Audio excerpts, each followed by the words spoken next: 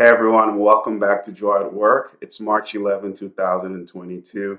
I hope you're doing okay wherever you are right now. Today, I just want to talk about social comparison. And I want to talk about the dangers of comparing ourselves with others and evaluating ourselves, especially in the workplace, based on what we see others doing. I talk to people a lot about this. It's sort of natural to compare. The psychologist Leon Festinger suggested that it's innate for us to compare ourselves with other, and there are pros and cons to comparing, but we need to be very careful, and we need to focus when we do our comparisons on things that are actually that make sense, if you will. So yesterday at Orange Theory, I was on the treadmill. I was working hard. I was really working hard, but then I noticed that the gentleman to my right was operating at another level, and I was like, no, I gotta be where he's at. And so I, pressed the increase the speed on my treadmill. But I quickly realized that if I kept going, I was probably going to fall or hurt myself, and it wasn't going to be a good outcome.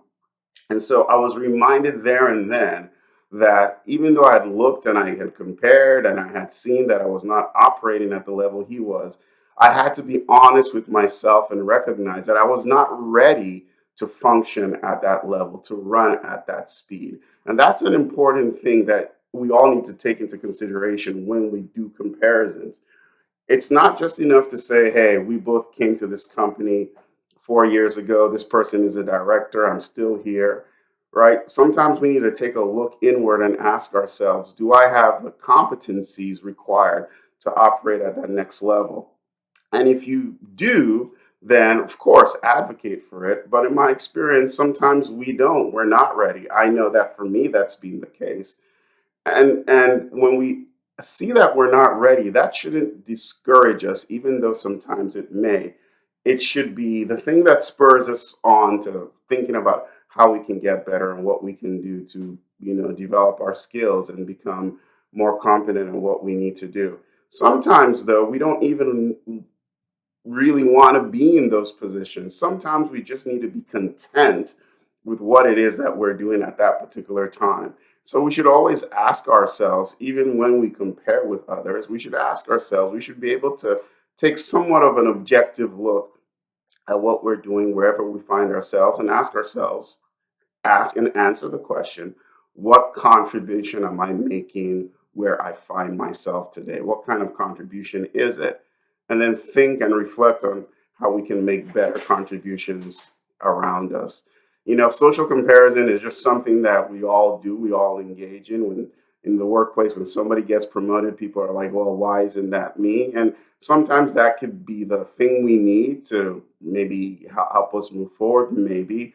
But I think there's a lot of negativity that comes with at least excessive social comparison. It makes us feel inadequate. It makes us feel like we're not achieving all that we can achieve. And that's not necessarily true. So, anytime you feel like comparing yourself with others, or anytime you compare yourself with others and you step away feeling like you're not doing all you can do or you're not where you need to be, I'd ask you to like just take a second, take a few minutes, and reflect on your own achievements and your own accomplishments. And you might be surprised that you're also doing a lot. So, social comparison is something we all do, but we need to be careful that comparing ourselves with others doesn't derail us, doesn't take our eyes off the things we want to accomplish. And most importantly, social comparison doesn't cause us to lose joy at work. Thanks for listening. Don't forget to subscribe, share with those around you. Please be safe wherever you are. Bye.